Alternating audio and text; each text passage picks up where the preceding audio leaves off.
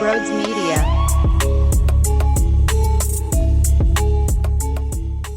What are we doing here? Honestly, what are we doing with Joel Embiid? Because every single human being on planet Earth knew that Joel Embiid should not have been playing basketball last night in Golden State. That's a joke. What is the franchise doing? What is Nick Nurse doing? At some point, he needs to recognize I have to do what's best for the big man, regardless on if he wants to prove people wrong, regardless if he's getting a bunch of 2 thumbs up from the medical staff before the game, in game. The dude tried to jump and his knee gave out and he collapsed to the floor. He is not battling through a little bit of being nicked up. This is you are definitely injured, and it is limiting you from even being serviceable. This is you don't deserve any time at all. This is you need to relax. This is you need time off. And it sucks because there's frauds and horrible people who have been questioning his character for, quote, ducking Jokic, which is a joke, and I don't even really give that the light. I don't really give it time of day because it's similar to me as the idiots who think the NFL is scripted, and then they're always commenting at you, and oh, why do you even care? It's scripted. Well, you're such an ass that I don't even care to engage with you. And that's what I thought about Kendrick Perkins not making up, he was speaking in a different language, but he's saying it in a different language that Embiid is soft, and then you have a media member asking Nick Nurse about questioning Embiid's character and his will and his want-to. And it's a shame because it does seem like that led to Embiid pushing himself. You can't run away from the storylines nationally, unfortunately. So as a franchise, you have to put Joel Embiid's interest forward here and remove him from the equation. I don't care what Joel Embiid wants to do. I don't care. You get paid a lot of money to get that man to the finish line so we can actually go compete for something. And now it's another year with a big injury in the works. And at the time of this recording, we're waiting for an MRI. And that final play that got Joel Embiid back into the locker room isn't even what was causing him problems. So is it really just unluckiness? Is it really just the fact that the basketball gods don't want Joel Embiid to ever win? I have no idea. But here's what I do know. I watched that basketball game last night, and it was the most glaring thing I've ever seen that Joel Embiid should not be playing. So in what universe do they allow for him to get run? It's a disgrace. Regardless on how he got injured, what got injured, he shouldn't have been playing. And that's the most obvious statement in the entire world. And yet here we are. Here we are again. I don't know if he felt pressure because of maybe where the Knicks are in the standings and Tyrese Maxey wasn't playing and maybe things were starting to slip a little bit with where they are with the seeding. I don't know. But once again, when you have to weigh out both options and that's your job as a franchise, you see you are definitely losing a few games, which is uncomfortable. But if we push Embiid to do things that he's not ready to do right now from a health standpoint, then this could happen. And we could be missing him for X amount of time. And, honestly, it's less about the time right now, even though that's a lot of information here that we're waiting on. And we do need to see if this is a 1 or 2 week thing compared to a couple month thing. And then who knows if it's a worst case scenario thing. And, the talking points of the championship, is this team different? All of that is somewhat changed based off of the news that we're going to get eventually. But it's less about that, and for me right now, it's about the approach. I'll worry about what I need to say when we get all the data on where he is from a health standpoint. But for right now, it's in what world would you even put him in that position? It's unfathomable. This is significantly worse than when Doc Rivers left Embiid in and things of that nature. And, it's just another season of wondering if he can make it. And I don't know if his body frame at 7 foot plus running up and down the floor is capable of making it 82 regular season games and then an extra 20 plus games of playoff basketball, which is way more toxic on the body, way more harsh, way more intense. So you have to get through the 82 first, which he struggles to do. And I know that we can make excuses. Well, Markelle Fultz hit him in the face. Well, he ended up getting elbowed. And I definitely went heavy on that side during the time. Like I was saying, it's not his fault. What do you want him to do? He's just playing the sport of basketball. And this is why I'm not putting the blame on Joel Embiid. It's not his fault. It's just how it's going. Reality of the situation is I can't put faith in him staying upright. And it's not because he's necessarily doing anything wrong at times. This particular time, he did do something wrong. He even needs to know. I'm mad at the Sixers too, because if he's going to put the blinders on and wants to go full steam ahead when he's literally falling apart and only has one leg, I mean, shame on you, Embiid, because you should recognize yourself that it's probably not in your best interest to do it. But even if he has the glasses on of I'm a pro athlete and I'm going to go out there for my team who desperately needs me and everyone's calling me out and all that stuff, if he is doing that, then someone with the Sixers goes, get your ass on the bench. I don't give a fuck. I don't give a fuck. Sit down right now. You're not playing, Joel. Someone has to step up to the guy. You can't allow him to call the shots because when that's the case, it's what we saw last night. You have to get out in front of it. And they did a very poor job from top to bottom. And then even Nick Nurse. Now, I won't take credit for this. I heard Joe DeCamera say it, and it's an interesting perspective that I never really would have even thought of, so I'll give him credit for throwing it out there.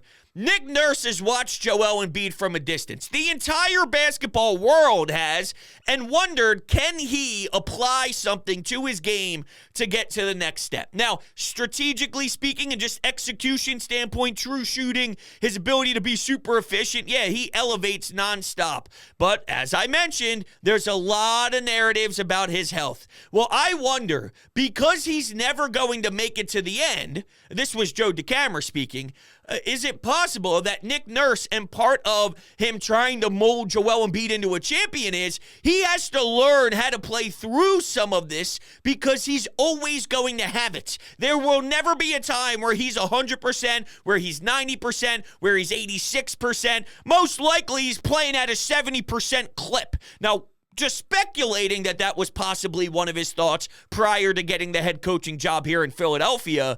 And now that he's here, part of molding Embiid is, all right, how are you going to do this? It's the third quarter of a playoff game. You did it earlier in the regular season. You need to find a way to dig deep, bear down, and still be a very special unit on the low block. You have to find ways to get your teammates going when you're not feeling your best. And is there a correlation with that and maybe where we are right now with Embiid and the disaster that we saw in Golden State? I can't rule it out. I thought it was interesting. I would have never thought of it. Maybe the answer is yes, but you still need to weigh the pros and cons in that scenario, and it's pretty obvious to me that this was more than just playing when you're not 100%.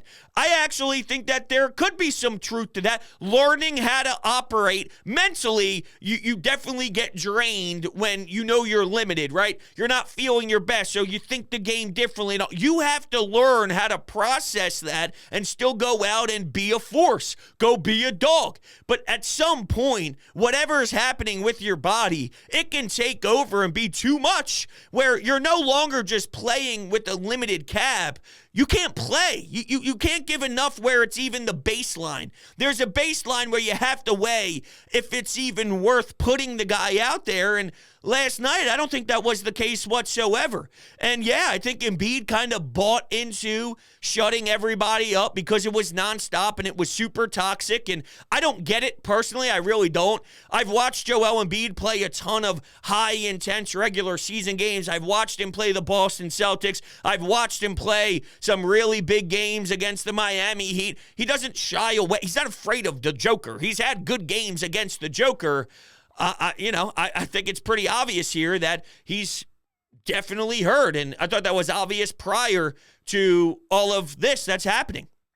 Even for some that calling him out for maybe not going to Miami around Christmas time and he just wants to hang out with his family. The dude's been missing games left and right. The guy has been missing a significant amount of windows here to the point where he probably won't win MVP because he's not going to have enough games under his belt. This isn't just random, the Denver game. Now, I understand that maybe they didn't utilize the injury report as smoothly as they should. But let's take a listen here to Ramona Shelburne. This is prior to the Portland Trailblazers game. Take a listen here on what she had to say. Before we go to break, some breaking news here out of the Eastern Conference. Joel Embiid, we were wondering if we were going to see him tonight against the Portland Trailblazers, but Ramona, now that's not the case. What more can you tell us? Yeah, he's just managing this knee injury, and I think he fully intended to try to play in Denver.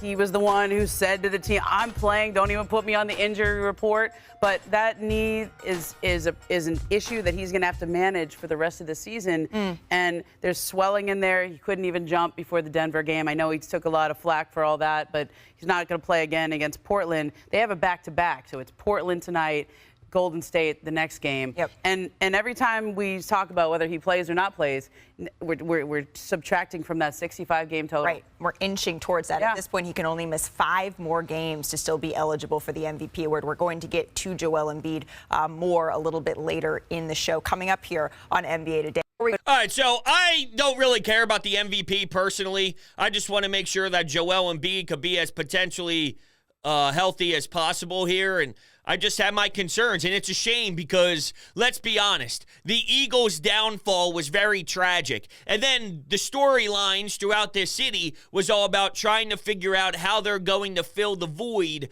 at offensive coordinator, at defensive coordinator, and they did that. So now they're filling out their staff. Why that's important is now we transition into basketball mode. If they were playing as great as they were maybe a few weeks back and guys weren't as injured and Maxey was cooking and people were doing their thing, then, we're ready to jump on board and say, are we going to get our hearts broken again? And that's really how we would grab onto this squad. Now, this is terrible. I mean, I feel horrible about this team. Quite frankly, the last few games of just people in and out of the lineup was really tough to get my attention. It became more background noise in the family room and in the basement when I'm getting stuff done. I have it on and I'm watching, but, Furkan Korkmaz is playing minutes. I don't give a damn about the 76ers when Furkan Korkmaz is playing. And, he had his best. Shove that best right up your ass. I don't care about Furkan Korkmaz. Now, Springer and all, but, does anything else matter right now?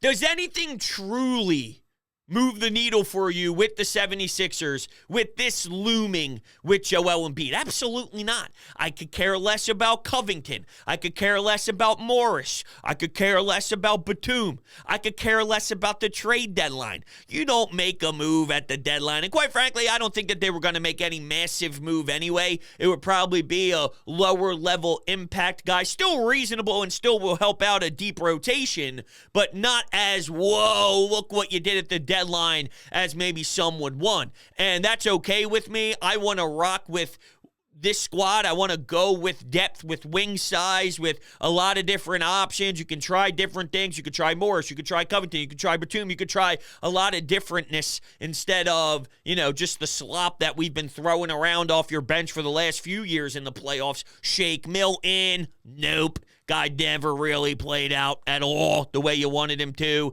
And Furkan, and it's like, what are we doing here? Well, Pat Bev is dipping into his cookie jar, which is great. But what's that doing for me right now? It's like, can never be easy. It never is easy. It's always a bunch of pain. Now, what is easy is my friends over at HelloFresh. Now, I'm telling you right now that they are giving you free breakfast for life. I'm going to say it one more time because your ears did not fool you. HelloFresh is giving away free breakfast for life. They say breakfast is the most important meal of the day, and HelloFresh agrees. In fact, they're giving all subscribers free breakfast for life. That means you enjoy a totally free breakfast item with every single HelloFresh delivery. Now that's worth waking up for. If you go to HelloFresh.com/BroadsFree and use code BroadsFree, you will get free breakfast for life. One breakfast item per box while your subscription is active. That's free breakfast for life at HelloFresh.com/BroadsFree and use code BroadsFree. HelloFresh is America's #1 meal kit, and don't let recipes and the boredom strike, because HelloFresh has more options than ever before. Dig into the biggest menu yet with over 45 dinner recipes to choose from weekly and even more market add-on items than ever before. Okay, with HelloFresh, you can get farm-fresh, pre-portioned ingredients and seasonal recipes that get delivered right to your doorstep. So you get to skip trips to the grocery store and even count on HelloFresh to make home cooking easy, fun, and affordable. It is the greatest thing in the world. They send you the pre-portioned ingredients. It's an 8-step pictured recipe card. You just follow. You can't screw it up because all the ingredients is packaged with the amount you need to use, and bada bing, bada boom. Give it a shot. I'm telling you, it will change your life. Check out HelloFresh. The link is down below in the description. So what I want to play before we get to some Anytime Hotline calls is Nick Nurse postgame, because he was obviously asked a lot about Embiid and where he was. So this was the update postgame. He obviously got landed on, so they're going to do an MRI tonight or tomorrow. It's kind of unrelated to what's been bothering him. So we just wait on that. Yeah, so he probably saw the play. He was laying there and he got landed on. Yeah. What were the conversations in clearing him to play tonight in general, and how did he feel before that play happened? How was he feeling? How was he doing? Yeah, so obviously medical cleared him. Joel obviously is a big part of that. He said he was feeling good. He said he's more a little rusty, and he'd been hadn't been on the court for 5 days, but he said he felt good. Rusty? Ramona Shelburne said, my man can't even jump. He can't lift off the ground. He's an NBA basketball player who has to be active, run up and down the floor. And by the way, rim protect, get up with his jump shot. It's all legs. Then my man starts the game off 1 of 92 from the field with 3 points, 2 points. What are we doing? He can't play. He can't play. So why are we putting him out there? It's a joke. And I can't believe somebody didn't step the hell up in that organization and yank him from his damn ear and pull him to the locker room. You know, the young kids that are getting in trouble at Target, and you see the mom like, ow, ow, ow, ow, ow, and the mom's talking through her teeth because she's all pissed off at what's going down. That's how I felt about this damn basketball team yesterday, and I'm just stunned that no one didn't do a damn thing. How do you not do a damn thing? He can't elevate. He can't jump. He cannot jump. Yet he's out there on the floor. When he was just ruled out, how many hours prior to this game in Golden State was he ruled out for a previous game? Yet all of a sudden, magically, let's go. He's got that bounce back. I promise you. He don't have that bounce back. Oh, man, it's just unreal. It's unreal, and it's so brutal, and it's so horrible. And that's where we're at with this basketball team. Let's take some phone calls, shall we? I am so pissed off watching the Sixers right now. Watching them against Golden State. Why is Embiid still in the game? He's clearly injured. Just play Paul Reed. At this point, who cares about MVP? He has to be healthy for the playoffs. And Daryl Morey, sign a person on the bench that can shoot a fucking three. I mean, why is KJ Morton still on the team? Oh my God, it's infuriating.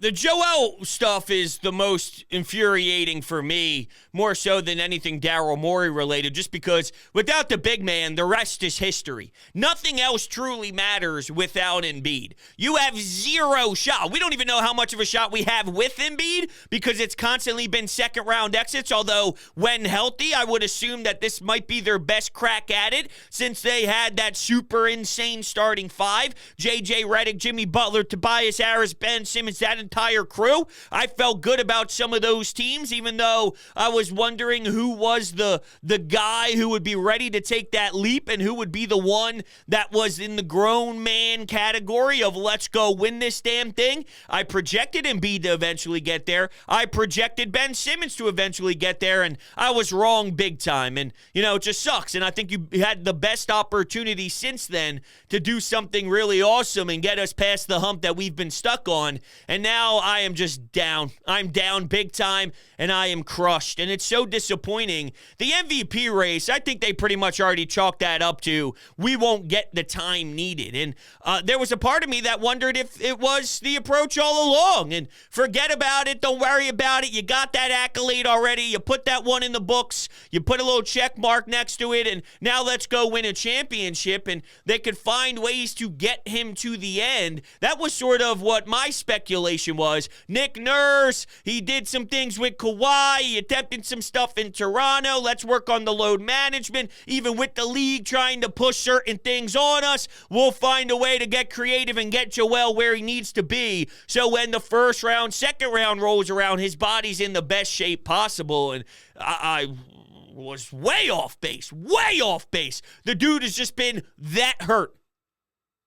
He's been that destroyed internally with his body, and he was giving it a go, and he was getting his 30 points, which is remarkable to drop a 70 burger with a leg that doesn't even work.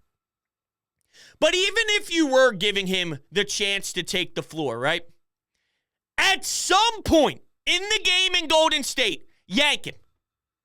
At some point, what more did you need to see? What were you waiting for? Were you waiting for something else to smack you in the face? Or did it have to be as disgusting as someone falling on his knee and then really putting him in harm's way? That's what it took for you to get him away? That's crazy to me. Here you go. Here's another. I get so worked up. I swear to God, every time now we're yanking the earphones out of the jack because I'm just getting so fucking animated and so pissed off because all I know now is pain and pain and pain. That's the run we're currently in with these damn sports teams, and it's bothering the hell out of me here. It truly is. Yeah, Joel Embiid, I'm not really sure what to say about him. I'm quite worried as a Sixers fan right now. He's, in and out. He's getting hurt. He's healthy. He's having good games. But then there's nights like tonight and where he's missing all these games. That scares me for the playoffs. Absolutely. I don't know, man. Playoffs, Embiid, with this belonged knee injury, I don't know what to say. I can't Have even... a good one, Sixers Nation. Let's go. Well, seems very contradicting, right? I don't know how I feel about the playoffs. Oh, I'm so down on the playoffs. Let's go, Sixers Nation. I ain't feeling it. I'm insanely down. I'm insanely broke, and I can't even think about the playoffs right now. I'm so lost emotionally with this Sixers basketball team that I can't even think about I can't think about anything right now. I'm just numb, and I'm sort of in this weird level of awareness or this weird spot in my mind of I'm trying to kind of consume how they did this. It's impossible. It is literally impossible unless you are so clueless. How are you that clueless? No one could be that clueless. How could you watch that basketball game and think anything other than get Joel Embiid in the locker room? Take his damn shoes. Pull his... I was going to say pants him. I don't know what pantsing him would do. I meant take his uniform off and don't give it back. That's sort of what I was trying to get to there. It was getting very uncomfortable. I had no idea what I was saying. But I do know that we need to be smarter. And Nick Nurse is too intelligent of a human. Joel Embiid is too intelligent of a human. But even if his emotions get the best of him, that's why Nick Nurse gets paid to be the head coach, to make decisions like that regardless of what the medical staff is saying. And the medical staff, how? How is he good to go? How? It's impossible. So I can't even get to the playoff stuff. Playoffs, yo. Sixers and playoffs. Yo, God. Birds, we have to shut Joel Embiid down. I don't really have much else to say. I mean, I don't give a damn about the All-Star game. I don't give a damn about the MVP. And I don't even give a damn if we fall a few seeds because we chose to rest him a few games. Okay? But I feel like the only way we're going to win a championship is if we have a healthy Joel Embiid for the playoffs. And I'm not talking just having him play the games, okay? I'm talking about having him 100% healthy, which I don't even know if he's played like any playoffs where he's been fully healthy. No. Okay? Clearly held him back in the playoffs. Okay? If we saw the Heat last year make the finals with an 8 seed, as an 8 seed, why can't we? I mean, I don't give a damn. We have to do whatever it takes to make sure Joel Embiid is healthy for the playoffs. Nothing else to be said. If they're an 8th seed, like you said, they're not doing a damn thing. 8th seeds in the NBA, regardless on if they're actually better than what their record says and they're missing guys. If you're an 8th seed, goodbye. See you later. We ain't rolling into playoffs no matter if Joel Embiid waited a long amount of time for his leg to get right or his knee to feel great. Doesn't matter. You're an 8th seed. You're cooked. You're toast. It ain't happening. So, it is what it is. But I do agree, though, with your overall point of I don't want to see him. I don't want to see him at all. I don't want to see him in a week. I don't want to see him in a week and a half. I don't want to see him in 2 weeks. I don't care what the MRI says. You sit this guy down and you give him a serious window of time to hit a reset button. I'd rather be extra cautious. At this rate, what do you have to lose? Get him extra care, extra time, and be extra cautious, and I'll take my shot with it. Because even if they are an 8th seed, let's play your little hypothetical for a moment here. I would, if I'm weighing out both options, 8th seed healthy Embiid, or you run him into the ground and he's playing at 30%, but you're a 3 or a 4 seed because he does play out some of this regular season crap towards the end. Well, you're probably not going to do the unthinkable regardless of those scenarios, but I'll take my swing, even though I'm projecting a miss. I'll take my swing with you rest him and you see if you can do it as a team that loses some regular season. And who knows? Maybe you don't end up that far down in the standings because Tobias can give you 25 points. Maxey, when he's available on the floor, can help too. And then you have the unlikely hero type of thing where one night it's Kelly Oubre, the next night it's whoever, enter somebody in there, Batum, you name it. Paul Reed does something special and has a nice 20-point effort with a few blocks or something. I don't know. I'm just saying, maybe it's possible you don't even slip them, and then you're a 5 seed instead of an 8 seed like you're bringing up. And does that make you feel any better? I don't know. Probably not. This whole thing makes me feel like garbage.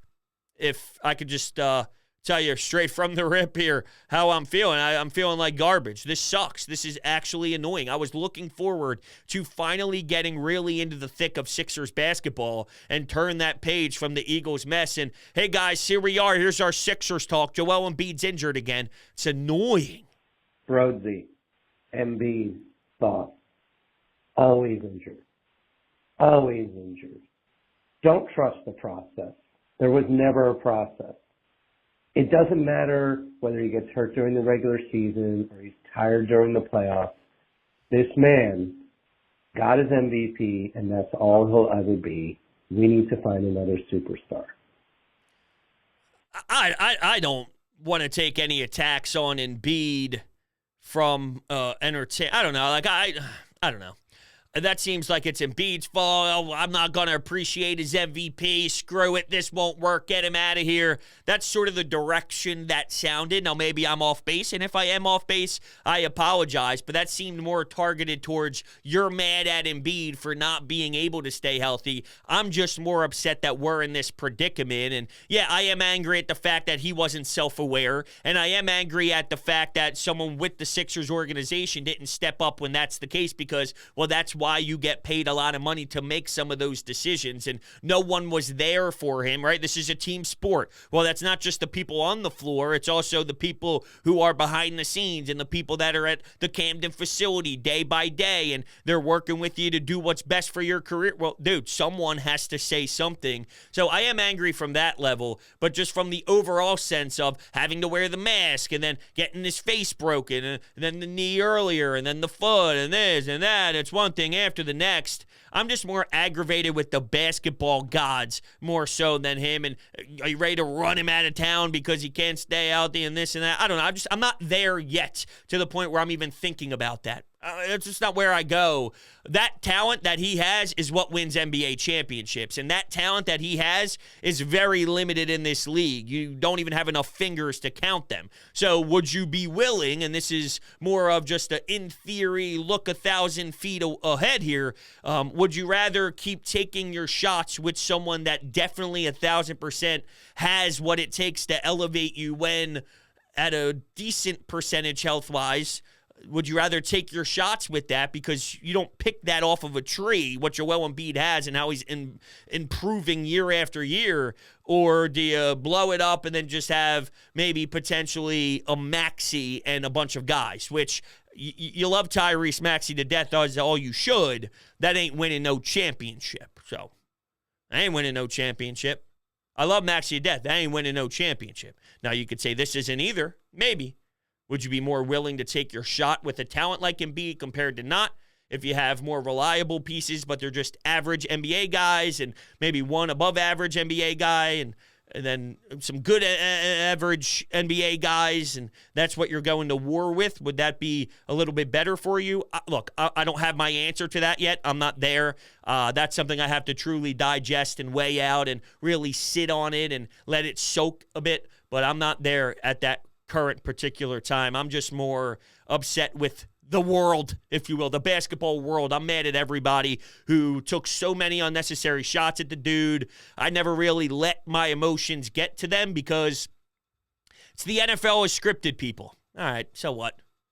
But yeah, the Denver Nuggets media and all took it way so far, and now I hope you guys all feel like terrible people, because in that particular moment, you were terrible people. All right, everybody, I appreciate it. Thank you all so much for hanging out with me, and I'll catch you all on the next one.